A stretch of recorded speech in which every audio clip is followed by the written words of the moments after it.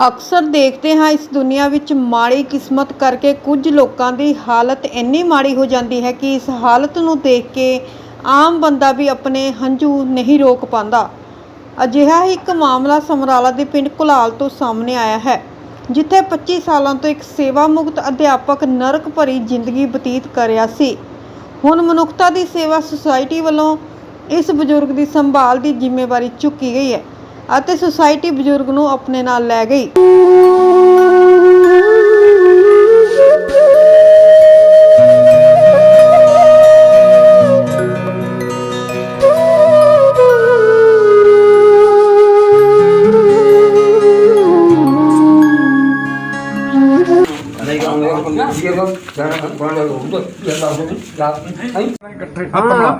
ਹੱਥ ਬਣਾ ਓਏ ਹੱਥ ਬਣਾ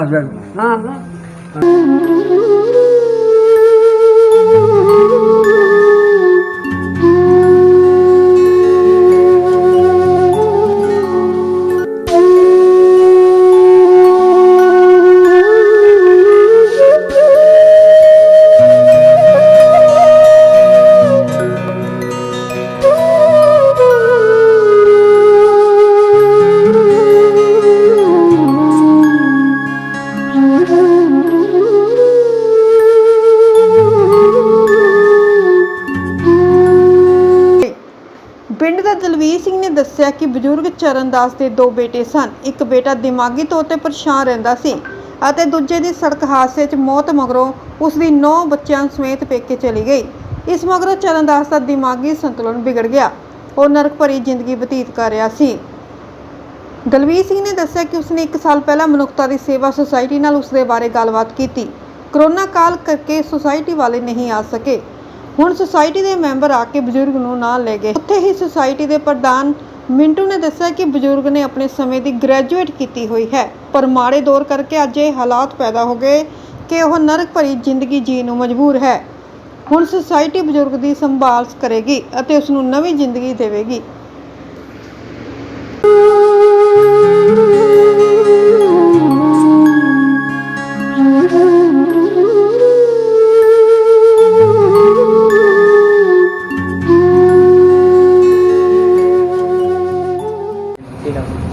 ਵੀਰ ਜੀ, ਮੇਰਾ ਨਾਮ ਦਲਵੀਰ ਸਿੰਘ ਹੈ ਜੀ। ਮੇਰਾ ਪਿੰਡ ਘਲਾਲ ਹੈ ਜੀ, ਜ਼ਿਲ੍ਹਾ ਲੁਧਿਆਣਾ, ਤਹਿਸੀਲ ਸਮਰਾਲਾ ਜੀ। ਕੀ ਮੈਟਰ ਹੈ ਜੀ?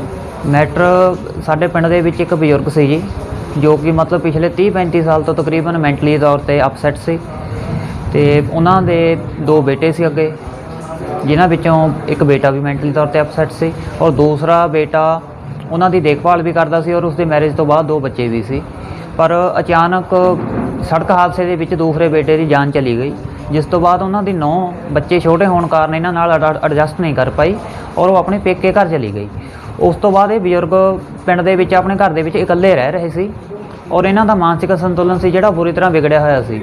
ਅਤੇ ਅਸੀਂ ਇਸ ਚੀਜ਼ ਦੇ ਮੱਦੇਨਜ਼ਰ ਮਨੁੱਖਤਾ ਦੀ ਸੇਵਾ ਸੁਸਾਇਟੀ ਪਿੰਡ ਹਸਨਪੁਰ ਲੁਧਿਆਣਾ ਉਹਨਾਂ ਨਾਲ ਕੰਟੈਕਟ ਕਰਿਆ ਪਿਛਲੇ ਤਕਰੀਬਨ 1 ਸਾਲ ਪਹਿਲਾਂ, ਅਤੇ ਉਹਨਾਂ ਨੂੰ ਬੇਨਤੀ ਕੀਤੀ ਕਿ ਸਾਡੇ ਪਿੰਡ ਦੇ ਵਿੱਚ ਇਸ ਤਰ੍ਹਾਂ ਦਾ ਪੇਸ਼ੈਂਟ ਹੈ ਵੀ ਉਹਦੀ ਕੰਡੀਸ਼ਨ ਨੂੰ ਦੇਖਦੇ ਹੋਏ ਉਹਦੀ ਮਦਦ ਕੀਤੀ ਜਾਵੇ। ਉੱਥੋਂ ਦੀ ਸੁਸਾਇਟੀ ਨੇ ਸਾਨੂੰ ਮਦਦ ਦਾ ਭਰੋਸਾ ਦਿਵਾਇਆ, ਪਰ ਸਾਨੂੰ 2020 ਦੇ ਵਿੱਚ ਕੋਵਿਡ ਦੀ ਲਹਿਰ ਆਉਣ ਕਾਰਨ ਉਹ ਸਾਡੀ ਮੌਕੇ 'ਤੇ ਮਦਦ ਨਹੀਂ ਕਰ ਪਾਏ। ਅਸੀਂ 1 ਸਾਲ ਤੋਂ ਉਹਨਾਂ ਨਾਲ ਰਾਬਤਾ ਰੱਖਿਆ ਅਤੇ ਉਹਨਾਂ ਨਾਲ ਕੰਟੈਕਟ ਕਰਦੇ ਰਹੇ ਅਤੇ ਕੱਲ੍ਹ ਉਹਨਾਂ ਦਾ ਅਚਨਚੇਤ ਸਾਨੂੰ ਫੋਨ ਆਇਆ ਕਿ ਉਹ ਸਾਡੇ ਪਿੰਡ ਆਉਣਾ ਚਾਹੁੰਦੇ ਨੇ ਔਰ ਜੋ ਬਜ਼ੁਰਗ ਜਿਨ੍ਹਾਂ ਦੀ ਜਾਣਕਾਰੀ ਅਸੀਂ ਉਹਨਾਂ ਨੂੰ ਦਿੱਤੀ ਸੀ ਉਹਨਾਂ ਦਾ ਮੌਕਾ ਦੇਖਣਾ ਚਾਹੁੰਦੇ ਨੇ ਅਤੇ ਉਹਨਾਂ ਦੀ ਹੈਲਪ ਕਰਨਾ ਚਾਹੁੰਦੇ ਨੇ। ਕੱਲ੍ਹ ਮਿੰਟੂ ਵੀਰ ਜੀ ਨੇ ਕਾਲ ਕਰੀ ਸੀ। ਅੱਜ ਪੂਰੀ ਟੀਮ ਉਹਨਾਂ ਦੀ ਸਾਡੇ ਪਿੰਡ ਘਲਾਲ ਪਹੁੰਚੀ ਹੈ ਅਤੇ ਉਹਨਾਂ ਨੇ ਪੂਰਾ ਮਤਲਬ ਮੌਕਾ ਦੇਖ ਕੇ ਸਾਰੀ ਕੰਡੀਸ਼ਨ ਨੂੰ ਆਪਣੇ ਧਿਆਨ ਦੇ ਵਿੱਚ ਲਿਆਉਂਦੇ ਹੋਏ ਪਰਿਵਾਰਕ ਮੈਂਬਰਾਂ ਨਾਲ ਅਤੇ ਪੰਚਾਇਤ ਮੈਂਬਰਾਂ ਨਾਲ ਕੰਟੈਕਟ ਕਰਕੇ ਬਜ਼ੁਰਗ ਨੇ ਜੋ ਮਾਨਸਿਕ ਤੌਰ 'ਤੇ ਪਰੇਸ਼ਾਨ ਨੇ ਉਹਨਾਂ ਦੀ ਮਦਦ ਦਾ ਜ਼ਿੰਮਾ ਲਿਆ ਜੀ। ਅਤੇ ਅਸੀਂ ਤਹਿ ਦਿਲ ਤੋਂ ਧੰਨਵਾਦ ਕਰਦੇ ਹਾਂ ਮਿੰਟੂ ਵੀਰ ਜੀ ਅਤੇ ਸਮੁੱਚੀ ਪੰਚਾਇਤ ਮੈਂਬਰਾਂ ਦਾ, ਜਿਨ੍ਹਾਂ ਦੇ ਸਹਿਯੋਗ ਨਾਲ ਅੱਜ ਇੱਕ ਦਿਮਾਗੀ ਤੌਰ 'ਤੇ ਪਰੇਸ਼ਾਨ ਬਾਪੂ ਚਰਨਦਾਸ ਜੀ, ਜਿਨ੍ਹਾਂ ਨੂੰ ਇੱਕ ਨਵੀਂ ਜ਼ਿੰਦਗੀ ਮਿਲਣ ਜਾ ਰਹੀ ਹੈ, ਉਹਨਾਂ ਦੀ ਸੇਵਾ ਦਾ ਮੌਕਾ ਮਿਲਿਆ ਹੈ। ਧੰਨਵਾਦ ਜੀ। ਹਾਂਜੀ ਜੀ, ਕੀ ਨਾਮ ਹੈ ਜੀ? ਮੇਰਾ ਨਾਮ ਜੀ ਹਰਪ੍ਰੀਤ ਸਿੰਘ। ਕੀ ਮੈਟਰ ਹੈ ਜੀ ਆਪਣੇ ਪਿੰਡ ਦਾ? ਆਪਣੇ ਜੀ ਚਰਨਦਾਸ ਸਿੰਘ ਨੇ ਮਤਲਬ ਕਾफ़ी ਸਮੇਂ ਤੋਂ ਮੈਂਟਲੀ ਤੌਰ 'ਤੇ ਅਪਸੈਟ ਨੇ। ਕਿੰਨੀ ਕੇਸ ਦਾ? ਇਹਨਾਂ ਦੀ ਏਜ ਲਗਭਗ 50 ਦੇ ਨੇੜੇ, ਨਹੀਂ 70 70 ਦੇ ਨੇੜੇ ਹੈ ਜੀ ਇਹਨਾਂ ਦੀ age, 70 ਸਾਲ ਦੇ ਨੇੜੇ ਹੈ।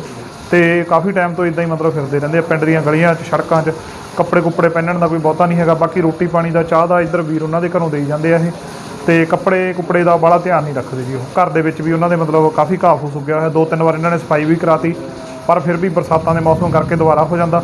ਅਣਜਾਣ ਬੰਦਾ ਉੱਥੇ ਕੋਈ ਸਫਾਈ ਕਰਨ ਜਾਂਦਾ ਵੀ ਨਹੀਂ, ਉਹਨਾਂ ਨੂੰ ਫਿਰ ਕੁੱਟਦੇ ਨੇ ਜਾਂ ਮਾਰਦੇ ਨੇ।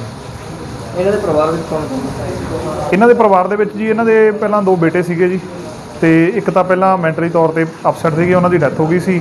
ਤੇ ਦੂਸਰਾ ਜਿਹੜਾ ਬੇਟਾ ਸੀਗਾ ਉਹ ਵਿਆਹਿਆ ਸੀਗਾ, ਤੇ ਵਿਆਹ ਤੋਂ ਬਾਅਦ ਉਹਦੇ ਬੱਚੇ ਵੀ ਸੀਗੇ, ਇੱਕ ਬੇਟਾ ਤੇ ਬੇਟੀ। ਤੇ ਉਹਦੀ ਤਕਰੀਬਨ 5-7 ਸਾਲ ਪਹਿਲਾਂ ਡੈਥ ਹੋ ਗਈ ਹੈ। ਤੇ ਡੈਥ ਤੋਂ ਬਾਅਦ ਜਿਹੜੀ ਉਹਦੀ ਘਰ ਵਾਲੀ ਸੀ, ਮਤਲਬ ਇਹਨਾਂ ਦੀ ਨੂੰਹ, ਉਹ ਆਪਣੇ ਬੱਚਿਆਂ ਸਮੇਤ ਪੇਕੇ ਚਲੀ ਗਈ। ਉੱਥੋਂ ਆਂਦੀ ਤਾਂ ਹੈਗੀ ਹੈ, ਗੇੜਾ ਤਾਂ ਮਾਰਦੀ ਹੈ। ਤੇ ਇੱਕ ਇਹਨਾਂ ਦੀ ਬੇਟੀ ਹੈ, ਉਹ ਨਾਰਵੇ 'ਚ ਹੈ। ਉਹ ਵਿਆਹ ਤੋਂ ਬਾਅਦ ਨਾਰਵੇ ਚਲੀ ਗਈ ਸੀ, ਤੇ ਇੱਥੇ ਮਤਲਬ ਇਹ ਇਕੱਲੇ ਹੀ ਰਹਿੰਦੇ ਆ ਜੀ। ਇਹਨਾਂ ਦੀ ਦੇਖ ਰੇਖ ਤੇ ਕੋਈ ਨਹੀਂ ਕਰ ਰਿਹਾ? ਨਹੀਂ, ਇਹਨਾਂ ਦੀ ਦੇਖ ਰੇਖ ਲਈ ਕੋਈ ਇੰਨਾ ਨਹੀਂ ਹੈ। ਬਾਕੀ ਜਿੰਨੀ ਕੁ ਕੇਅਰ ਇਹਨਾਂ ਤੋਂ ਹੁੰਦੀ ਹੈ, ਨਾਲ ਹੀ ਇਹਨਾਂ ਦਾ ਘਰ ਹੈ ਵੀਰ ਉਹਨਾਂ ਦਾ, ਰਵੀ ਉਹਨਾਂ ਦਾ, ਜਿੰਨੀ ਕੁ ਕੇਅਰ ਇਹਨਾਂ ਤੋਂ ਹੁੰਦੀ ਹੈ ਉਨੀ ਕੁ ਕਰਦੇ ਆ। ਕੱਪੜੇ ਕੁੱਪੜੇ ਵੀ ਦੇ ਦਿੰਦੇ ਆ, ਪਰ ਉਹ ਪਾਉਂਦੇ ਨਹੀਂ ਹੈ ਕਿਸੇ ਦੇ ਦਿੱਤੇ ਹੋਏ ਕੱਪੜੇ। ਉਹ ਆਪ ਹੀ ਮਤਲਬ ਚੋਇਸ ਕਰਕੇ ਪਾਉਂਦੇ ਆ ਵੀ ਮੈਂ ਆਹ ਕੱਪੜੇ ਪਾਉਣੇ। ਫਟੇ ਕੱਪੜੇ ਹੁੰਦੇ ਆ ਇਹਨਾਂ ਦੇ ਜੀ, ਮੈਲੇ ਹੁੰਦੇ ਆ। ਰੋਟੀ ਪਾਣੀ ਜਦੋਂ ਉਹਨਾਂ ਨੂੰ ਲੋੜ ਹੁੰਦੀ ਆ ਉਹ ਮੰਗ ਕੇ ਖਾ ਲੈਂਦੇ ਆ। ਜੇ ਉਹਨਾਂ ਨੂੰ ਕਹੀਏ ਵੀ ਧੱਕੇ ਨਾਲ ਖਾ ਲਓ, ਚਾਹ ਪੀ ਲਓ, ਤਾਂ ਇਹ ਕਹਿੰਦੇ ਵੀ ਉਹ ਚਾਹ ਵਗੈਰਾ ਜਾਂ ਰੋਟੀ ਵਗੈਰਾ ਧੱਕੇ ਨਾਲ ਨਹੀਂ, ਆਪਣੇ ਮਨ 'ਤੇ ਖਾਂਦੇ ਆ ਜਦੋਂ ਦਿਲ ਕਰਦਾ ਉਹਨਾਂ ਦਾ। ਅੱਜ ਕਿਹੜੀ ਸੰਸਥਾ ਹੈ ਉਹਨਾਂ ਨਾਲ? ਅੱਜ ਮਨੁੱਖਤਾ ਦੀ ਸੇਵਾ ਸੁਸਾਇਟੀ ਹੈ ਜੀ। ਗੁਰਪ੍ਰੀਤ ਸਿੰਘ ਮਿੰਟੂ ਵੀਰ ਹੁਣੀ ਆਏ ਨੇ, ਤੇ ਸਾਡੇ ਵੀਰ ਦਲਵੀਰ ਸਿੰਘ ਹੁਣੀ ਖੜੇ ਆ ਨਾਲ। ਤਕਰੀਬਨ 1 ਸਾਲ ਤੋਂ ਇਹ ਉਹਨਾਂ ਦੇ ਨਾਲ ਲਿੰਕ ਕਰਨ ਦੀ ਕੋਸ਼ਿਸ਼ ਕਰ ਰਹੇ ਆ। ਪਹਿਲਾਂ ਕੋਵਿਡ ਦੀ ਦੂਜੀ ਲਹਿਰ ਆ ਗਈ ਸੀ, ਜਾਂ ਪਿਛਲੇ ਸਾਲ ਵੀ ਕੋਵਿਡ ਚੱਲਦਾ ਸੀ, ਉਹਦੇ ਕਰਕੇ ਥੋੜ੍ਹੇ ਜਿਹੇ ਵੀਰ ਹੁਣੀ ਕਹਿੰਦੇ ਵੀ ਅਸੀਂ ਜਿਹੜੇ ਪੇਸ਼ੈਂਟ ਸੀ ਉਹਨਾਂ ਨੂੰ ਐਡਮਿਟ ਨਹੀਂ ਕਰਦੇ ਸੀਗੇ। ਤੇ ਹੁਣ ਇਹਨਾਂ ਦਾ ਮੈਨੂੰ ਲੱਗਦਾ ਕੱਲ੍ਹ ਲਿੰਕ ਹੋਇਆ ਜੀ। ਕੱਲ੍ਹ ਵੀਰ ਉਹਨਾਂ ਦਾ ਲਿੰਕ ਹੋ ਗਿਆ ਸੀ ਉਹਨਾਂ ਦੇ ਨਾਲ, ਤੇ ਅੱਜ ਉਹ ਆ ਗਏ ਸੀਗੇ ਲੈਣ। ਤੇ ਵੀਰ ਉਹਨਾਂ ਦਾ ਵੀ ਬਹੁਤ ਪਹਿਲਾਂ ਤਾਂ ਮਿੰਟੂ ਵੀਰ ਉਹਨਾਂ ਦਾ ਸ਼ੁਕਰੀਆ, ਫਿਰ ਇਹਨਾਂ ਦਲਵੀਰ ਵੀਰ ਦਾ ਵੀ ਧੰਨਵਾਦ, ਜਿਨ੍ਹਾਂ ਨੇ ਮਤਲਬ ਪੂਰਾ ਸਾਲ ਹੋ ਗਿਆ ਸੀ ਇਹਨਾਂ ਨੂੰ ਕੋਸ਼ਿਸ਼ ਕਰਦੇ। ਨਹੀਂ, ਅਗਲਾ ਕਹਿੰਦਾ ਵੀ ਆਪਾਂ ਚਲੋ ਕਿਸੇ ਤੋਂ ਕੀ ਲੈਣਾ। ਇਹਨਾਂ ਨੇ ਪੂਰੀ ਸਹਿਮਤੀ ਹੈ? ਹਾਂਜੀ, ਪਿੰਡ ਵੱਲੋਂ ਸਾਰੀ ਸਹਿਮਤੀ ਹੈ ਜੀ। ਹਾਂਜੀ, ਬਾਕੀ ਘਰ ਵਾਲਿਆਂ ਵੱਲੋਂ ਵੀ ਸਹਿਮਤੀ ਹੈ। ਇਹਨਾਂ ਦੀ ਬੇਟੀ ਨਾਲ ਵੀ ਗੱਲ ਹੋ ਗਈ, ਇਹਨਾਂ ਦੀ ਨੂੰਹ ਦੇ ਨਾਲ ਵੀ ਗੱਲ ਹੋ ਗਈ ਹੈ ਫੋਨ ਤੇ। ਤੇ ਜੋ ਵੀ ਉਹਨਾਂ ਦਾ ਹੈਗਾ ਉਹ ਕੱਲ੍ਹ ਨੂੰ ਕਾਗਜ਼ੀ ਕਾਰਵਾਈ ਕਰਨ ਦੇ ਲਈ ਇਹਨਾਂ ਦੀ ਉੱਥੇ ਸੰਸਥਾ, ਜਿਹੜਾ ਹੈੱਡ ਆਫਿਸ ਹੈ ਇਹਨਾਂ ਦਾ, ਉੱਥੇ ਪਹੁੰਚ ਜਾਣਗੇ ਜੀ ਲੁਧਿਆਣੇ। ਵਾਹਿਗੁਰੂ ਜੀ ਕਾ ਖਾਲਸਾ, ਵਾਹਿਗੁਰੂ ਜੀ ਕੀ ਫਤਿਹ ਜੀ। ਅੱਜ ਅਸੀਂ ਘਲਾਲ ਪਿੰਡ ਦੇ ਵਿੱਚ ਪਹੁੰਚੇ ਸੀ ਜੀ। ਇਹ ਘਲਾਲ ਪਿੰਡ ਸਮਰਾਲਾ ਤਹਿਸੀਲ ਦਾ ਤੇ ਲੁਧਿਆਣਾ ਜ਼ਿਲ੍ਹੇ ਦਾ ਪਿੰਡ ਆ। ਇੱਥੇ ਇੱਕ ਬਜ਼ੁਰਗ, ਜਿੱਦਾਂ ਤੁਸੀਂ ਦੇਖਿਆ ਤਸਵੀਰਾਂ ਦੇ ਵਿੱਚ, ਬਾਪੂ ਜੀ ਦਾ ਨਾਮ ਚਰਨਦਾਸ ਆ, son of Karamchand Kaushal. Graduate ਬਾਪੂ ਉਸ ਭਲੇ ਸਮੇਂ ਦਾ, ਪੜ੍ਹਿਆ ਲਿਖਿਆ ਵਾ ਚੰਗਾ। ਪੰਡਿਤ ਪਰਿਵਾਰ ਨੂੰ ਬਾਪੂ ਬਿਲੋਂਗ ਕਰਦਾ। ਪੰਡਿਤ ਪਰਿਵਾਰ ਵੀ ਇਸ ਤਰ੍ਹਾਂ ਦਾ ਵੀ ਜਿਹੜਾ ਪੂਰਾ ਰੈਪੂਟੇਟਡ ਪਰਿਵਾਰ ਸੀ ਪਿੰਡ ਦੇ ਵਿੱਚੋਂ। ਤੇ ਪਰ ਅੱਜ ਪਿਛਲੇ 25-26 ਸਾਲਾਂ ਤੋਂ ਜਿਹੜੇ ਹਾਲਾਤ 'ਚ ਬਾਪੂ ਰਹਿ ਰਿਹਾ, ਤੁਸੀਂ ਅੱਜ ਸਾਰਿਆਂ ਨੇ ਦੇਖਿਆ। ਮੈਂਟਲੀ ਅਪਸੈਟ ਹੋ ਗਿਆ।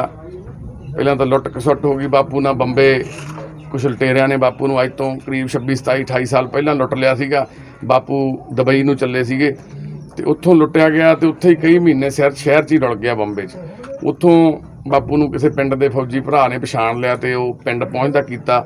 ਹਾਲਤ ਉਦੋਂ ਬਹੁਤ ਮਾੜੀ ਸੀ। ਬਾਪੂ ਦੇ ਬੇਟਾ ਜਿਹੜਾ ਸੀਗਾ ਘਰ ਦੇ ਵਿੱਚ, ਉਦੋਂ ਉਹ ਵੀ ਪੜ੍ਹਦਾ ਲਿਖਦਾ ਸੀ, ਹਜੇ ਕੋਈ ਕੰਮ ਕਾਰ ਨਹੀਂ ਸੀ ਕਰਦਾ।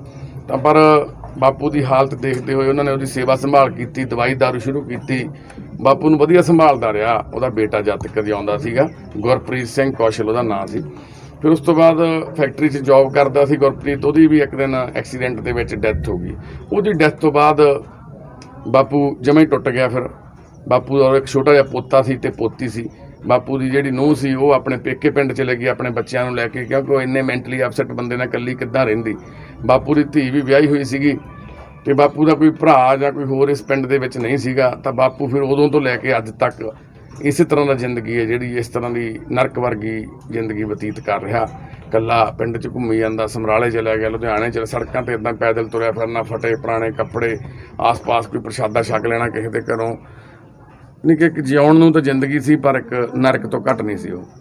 ਤਾਂ ਫਿਰ ਹੁਣ ਬਾਪੂ ਦੇ ਪੋਤਾ ਵੀ, ਪੋਤੀ ਵੀ ਵੱਡੀ ਹੋ ਗਈ। ਬਾਪੂ ਦੀ ਬੇਟੀ ਵੀ ਬਾਹਰ ਚਲੇ ਗਈ, ਨਾਰਵੇ 'ਚ ਰਹਿੰਦੇ ਆ। ਪਰ ਬਾਪੂ ਵੱਲ ਨੂੰ ਕਿਸੇ ਨੇ ਪਿੱਛੇ ਮੁੜ ਕੇ ਨਹੀਂ ਦੇਖਿਆ। ਜੇ ਦੇਖਿਆ ਵੀ ਆ ਤਾਂ ਕੁਝ ਕਰ ਨਹੀਂ ਸਕੇ, ਚਾਹ ਕੇ ਵੀ ਉਹ ਕੁਝ ਬਾਪੂ ਦੀ ਮਦਦ ਨਹੀਂ ਕਰ ਸਕੇ। ਤੁਹਾਨੂੰ ਕਿੱਦਾਂ ਪਤਾ ਲੱਗਿਆ ਇਹਨਾਂ ਬਾਰੇ? ਸਾਨੂੰ ਇਸੇ ਪਿੰਡ ਦੇ ਵੀਰ ਆ ਦਲਜੀਤ ਸਿੰਘ ਵੀਰ ਨੇ ਸਾਨੂੰ ਦੱਸਿਆ। ਤਾਂ ਅਸੀਂ ਅੱਜ ਇਸ ਨਗਰ ਦੇ ਵਿੱਚ ਪਹੁੰਚੇ। ਉਹਨਾਂ ਨੇ ਸਾਨੂੰ ਵੀਡੀਓ ਬਣਾ ਕੇ ਭੇਜੀ। ਬਾਪੂ ਦੀ ਹਾਲਤ ਦੇਖ ਕੇ, ਬਾਪੂ ਦੇ ਘਰ ਦੀ ਉਹਨਾਂ ਨੇ ਜਦੋਂ ਵੀਡੀਓ ਬਣਾ ਕੇ ਭੇਜੀ, ਕੱਪੜਿਆਂ ਦੀ ਦੇਖ ਕੇ ਬੜਾ ਦੁੱਖ ਲੱਗਿਆ ਵੀ ਇੰਨੇ ਸਾਲਾਂ ਤੋਂ ਇੱਕ ਬੰਦਾ ਇਸ ਹਾਲਾਤ 'ਚ। ਜਿਹੜੇ ਬਾਈ ਨੇ ਵੀਡੀਓ ਬਣਾ ਕੇ ਭੇਜੀ, ਵੀਰ ਦੱਸਦਾ ਸੀ ਵੀ ਮੇਰੇ ਸੁਰਤ ਤੋਂ ਵੀ ਪਹਿਲਾਂ ਇਸੇ ਹਾਲਾਤ 'ਚ ਆ ਬਾਪੂ। ਤਾਂ ਅੱਜ ਤੁਸੀਂ ਦੇਖਿਆ ਜੀ ਜਿਹੜੇ ਹਾਲਾਤ ਸੀਗੇ ਉਹ ਸਰਦਾਰ ਬਾਪੂ ਚਰਨਦਾਸ ਜੀ, ਤੇ ਅੱਜ ਅਸੀਂ ਉਹਨਾਂ ਨੂੰ ਆਪਣੇ ਨਾਲ ਸਾਡੇ ਸੁਪਨਿਆਂ ਦੇ ਘਰ ਪਿੰਡ ਹਸਨਪੁਰ ਦੇ ਵਿਖੇ ਉੱਥੇ ਲੈ ਕੇ ਜਾ ਰਹੇ ਹਾਂ, ਜਿੱਥੇ ਸਾਡੇ ਕੋਲ ਕਰੀਬ ਹੁਣ ਵੀ ਪਹਿਲਾਂ ਵੀ 250 ਦੇ ਆਸ-ਪਾਸ ਅਸੀਂ ਇਦਾਂ ਦੇ ਮੈਂਬਰ ਸੁਪਨਿਆਂ ਵਰਗਾ ਜੀਵਨ ਬਤੀਤ ਕਰਦੇ ਹਾਂ। ਅਸੀਂ ਸੜਕਾਂ ਤੋਂ ਇਦਾਂ ਦੇ ਬਜ਼ੁਰਗਾਂ ਨੂੰ ਘਰਾਂ 'ਚ ਜਿਹੜੇ ਨਰਕ ਵਰਗਾ ਜੀਵਨ ਕੱਟਦੇ ਆ, ਕਿੰਨੇ ਕੁ ਮੈਂਬਰ ਨੇ ਉੱਥੇ? ਕਰੀਬ 250 ਦੇ ਆਸ-ਪਾਸ ਆ ਜੀ। 240 ਕੁ ਮੈਂਬਰ ਅਸੀਂ ਉੱਥੇ ਇੱਕ ਸੁਪਨਿਆਂ ਦੇ ਘਰ 'ਚ ਰਹਿ ਕੇ ਆਪਣਾ ਇੱਕ ਚੰਗਾ ਜੀਵਨ ਬਤੀਤ ਕਰਦੇ, ਜਿੱਥੇ ਹੁਣ ਬਾਪੂ ਚਰਨਦਾਸ ਜੀ ਵੀ ਰਹਿ ਕੇ ਸਾਡੇ ਨਾਲ ਇੱਕ ਆਉਣ ਵਾਲਾ ਜੀਵਨ ਬਤੀਤ ਕਰਨਗੇ। ਤੇ ਨਗਰ ਦਾ ਧੰਨਵਾਦ ਆ, ਨਗਰ ਦੇ ਮੋਹਤਬਾਰ ਵੀਰਾਂ ਦਾ, ਸਰਪੰਚ, ਪੰਚ, ਹੋਰ ਸਾਰੇ ਬਜ਼ੁਰਗਾਂ ਦਾ, ਆਸ-ਪਾਸ ਆਂਢੀ ਗੁਆਂਢੀਆਂ ਦਾ, ਰਿਸ਼ਤੇਦਾਰਾਂ ਦਾ ਵੀ। ਇਹਨਾਂ ਦੀ ਬੇਟੀ ਨਾਲ ਵੀ ਇਹਨਾਂ ਦੀ ਨੂੰਹ ਨਾਲ ਵੀ, ਭੈਣ ਨਾਲ ਗੱਲ ਹੋਈ ਸਾਡੀ, ਇਹਨਾਂ ਦੀ ਪੋਤੀ ਨਾਲ ਵੀ, ਉਹਨਾਂ ਨੇ ਵੀ ਸਹਿਮਤੀ ਦਿੱਤੀ ਵੀ ਤੁਸੀਂ ਜ਼ਰੂਰ ਇਹਨਾਂ ਨੂੰ ਲੈ ਕੇ ਜਾਓ, ਜੇ ਤੁਸੀਂ ਇਹਨਾਂ ਦੀ ਸੰਭਾਲ ਕਰ ਸਕਦੇ ਹੋ। ਅਸੀਂ ਤਾਂ ਨਹੀਂ ਕਰ ਸਕੇ, ਤੁਸੀਂ ਜ਼ਰੂਰ ਕਰੋ। ਅਸੀਂ ਹੁਣ ਬਾਪੂ ਜੀ ਨੂੰ ਆਪਣੇ ਨਾਲ ਲੈ ਕੇ ਜਾ ਰਹੇ ਹਾਂ। ਧੰਨਵਾਦ ਜੀ ਤੁਹਾਡਾ ਵੀ, ਤੁਸੀਂ ਸਾਡੀ ਆਵਾਜ਼ ਹੋਰਾਂ ਤੱਕ ਪਹੁੰਚਾਈ, ਸਾਰੀ ਸੰਗਤ ਤੱਕ। ਵਾਹਿਗੁਰੂ ਜੀ ਕਾ ਖਾਲਸਾ, ਵਾਹਿਗੁਰੂ ਜੀ ਕੀ ਫਤਿਹ।